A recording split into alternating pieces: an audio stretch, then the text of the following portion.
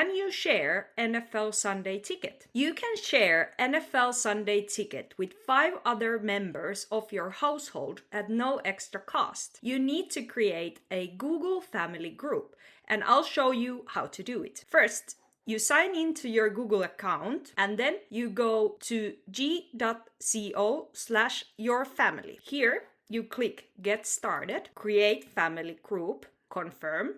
You type the email addresses or names of the family members you want to invite to your group. And that's how you create family group on Google. You can also add family members later to your family group. You can do that by going to the same address, g.co/yourfamily. And here you can press Send Invitations. And you type the name or email address of the members you want to invite to your family group. After you've created this family group, you will become the family manager. And any subscriptions you have will be accessible to family members through their own accounts. So if you have NFL Sunday Ticket, now your family members will be able to access it in their own accounts. Note that your library or watch history will not be shared with your family group.